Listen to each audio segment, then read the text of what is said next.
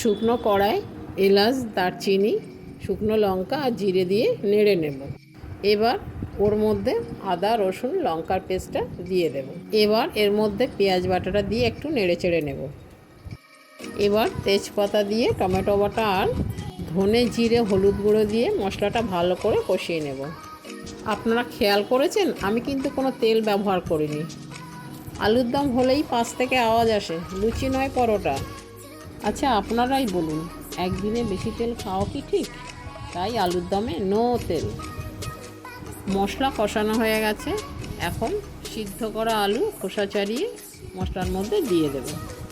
একটু লঙ্কার গুঁড়ো ছড়িয়ে নেড়ে চেড়ে জল ঢেলে দেব। মশলা কষানোর সময় সামান্য চিনি দিতে হবে।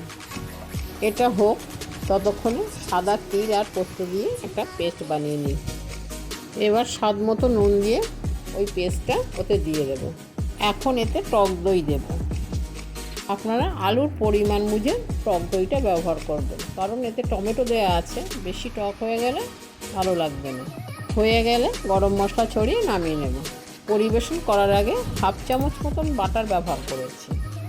আপনারা চাইলে বাটারটা ব্যবহার করতে নাও পারেন, স্বাদে খুব একটা হেরফের হবে না।